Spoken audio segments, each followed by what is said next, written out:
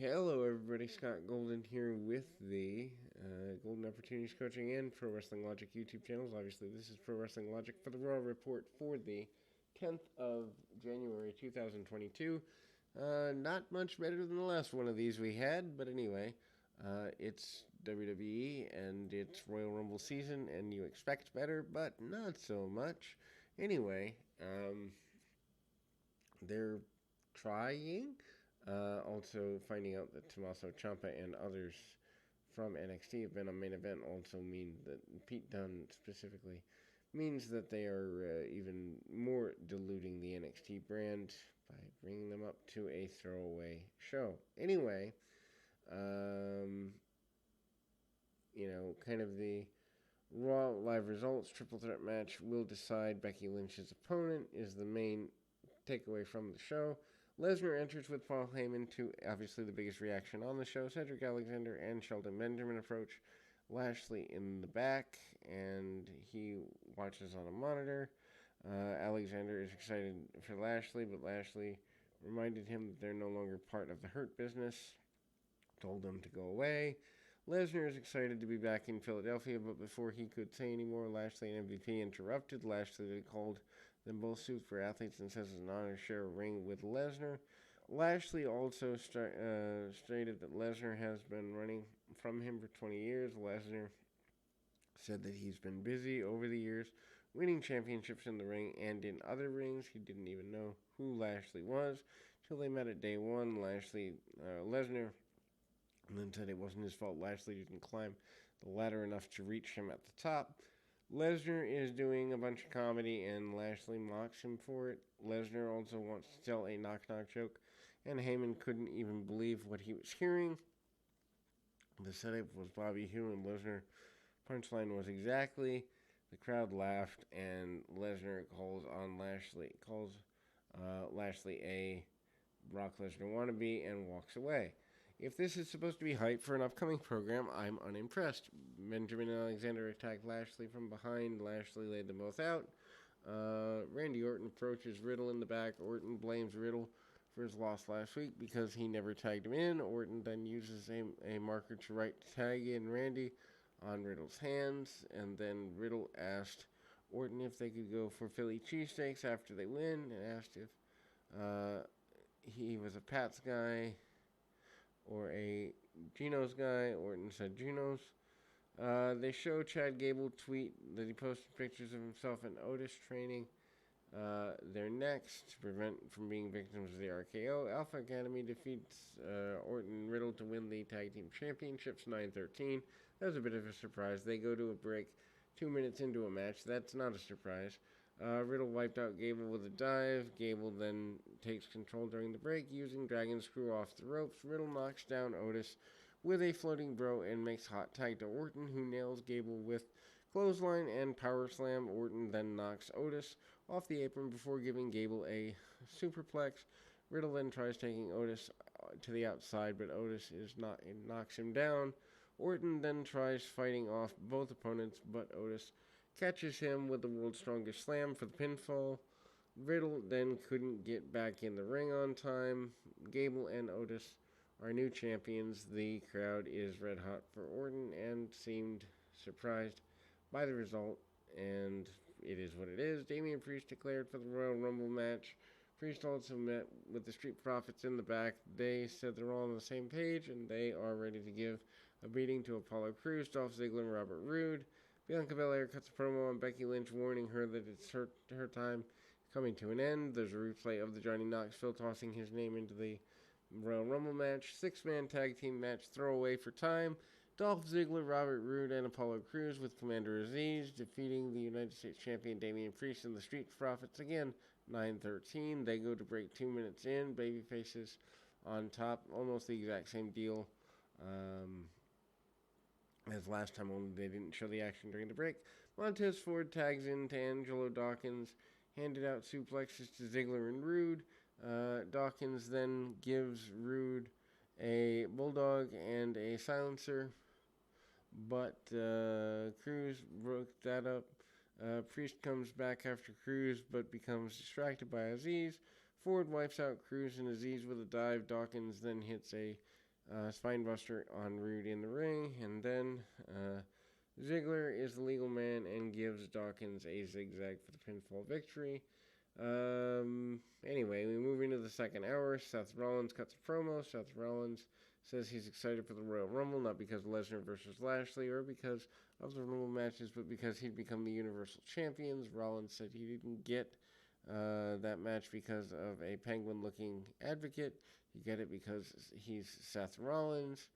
And then Big E interrupts. He claimed that he wouldn't be excited as Rollins is excited as giddy after a rare victory for the Flyers. Rollins didn't know who Gritty was, but Big E said he paid $10 to Rollins and announced that he was entering the Royal Rumble match. He has one goal to beat Rollins at WrestleMania for the World Championship. Hopefully that's not where we go.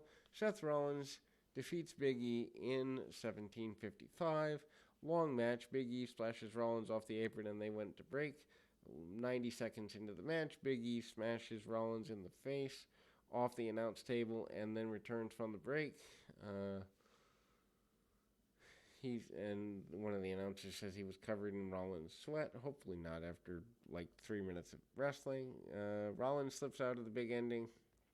He chop blocks Big E before hitting a flying knee strike for a near fall. Big E comes up with the STO, hits a clothesline and a spear through the ropes to the outside. Despite all that, Rollins is back in control. Following a break, Big E comes back with a bunch of suplexes, specifically 3 in a row. Rollins responds with a rolling forearm. They trade a bunch of counters until Rollins hits an enziguri for a near fall, followed up with a super kick for a 2 count and a frog splash for another near fall. Rollins then goes for the curve stomp. Big E then counters into the powerbomb for a 2, and then Big E applies a stretch muffler. Rollins then gets to a rope break. Big E tries a spear through the ropes again. Rollins gets the knees up. They trade counters again until Rollins hits a bunch of consecutive forearm strikes and a curve stomp for a clean pinfall win. Decent enough match. Hard win. And video announces 19 entrants for the Women's Royal Rumble. Nikki Ash, Rhea Ripley segment. Sarah interviews Nikki Ash and Rhea Ripley in the ring because they had an announcement to make. Nikki issues a challenge to Zelina and Carmella for the tag team titles. Who cares about these women tag team titles at this point? Ripley told Nikki off the mic that this wasn't what they'd agreed to discuss. Ripley thought they were out there to talk about the Rumble. Sarah asked them about rumors surrounding their team. Ripley didn't want to talk about that, and Nikki did. Nikki grabs the mic and tells Ripley that they'd be able to get the titles. Again, Ripley thought it would be best if they went their separate ways. Nikki then thought that they brought out the best in each other. Nikki then knew that Ripley blamed her for their loss.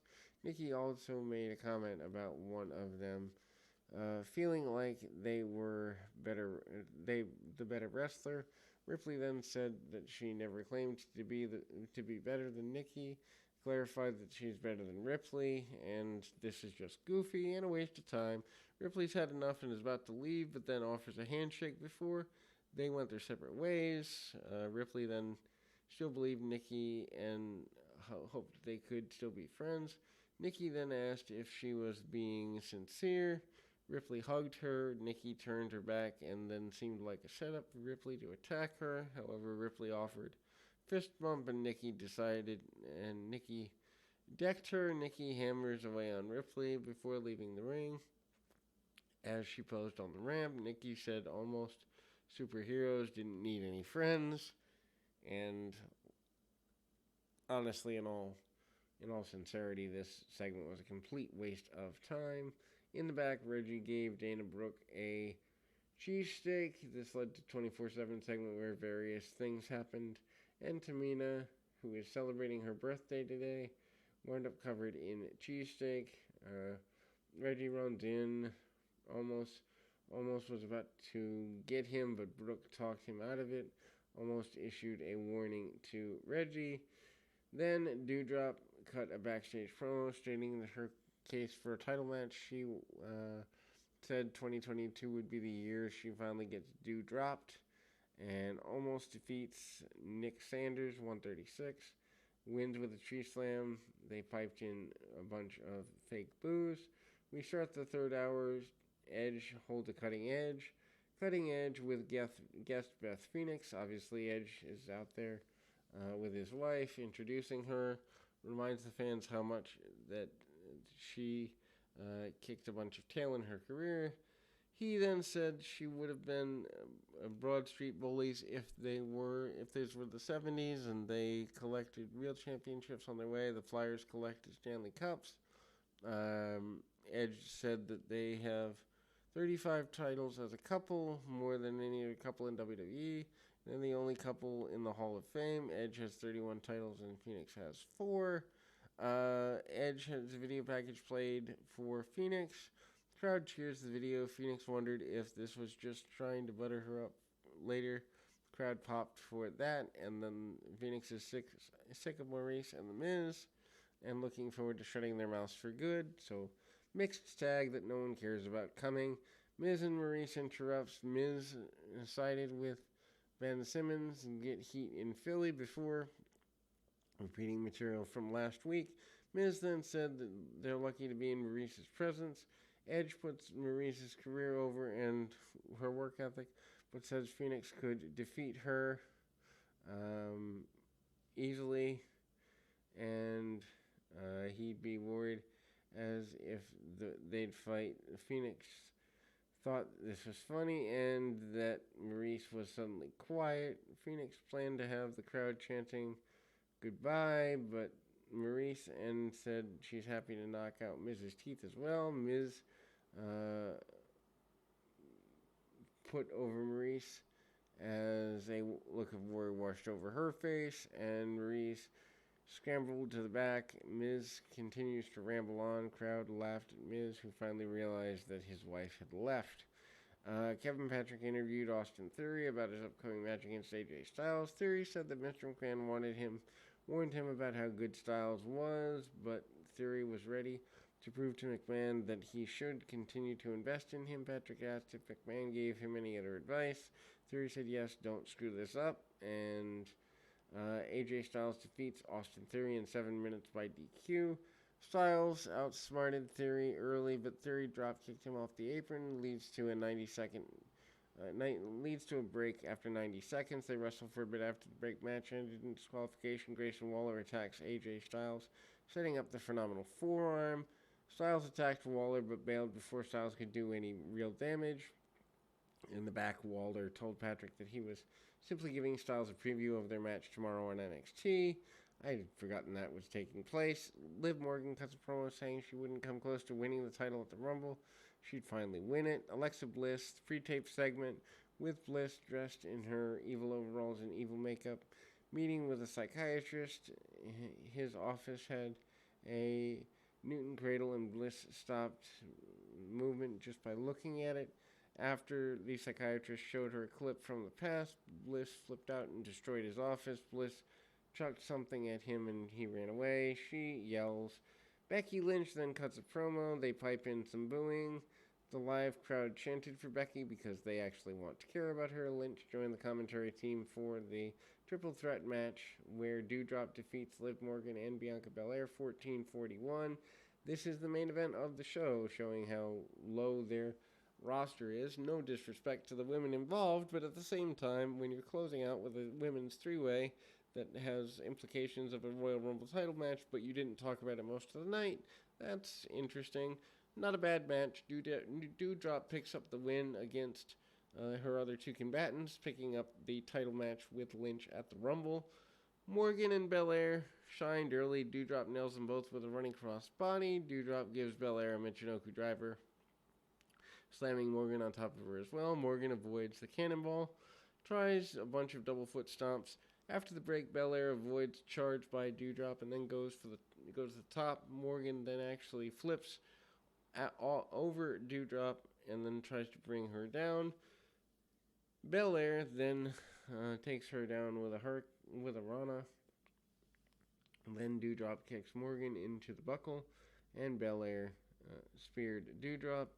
Morgan then puts Belair in the Rings of Saturn and holds the move for a little bit until Belair gets her feet up with Morgan and shoulders. However, Morgan counters into the codebreaker before giving one to her as well. Dewdrop then powerbombs Morgan and covers her, but Belair breaks up the 450 splash. Lynch then couldn't help but be impressed.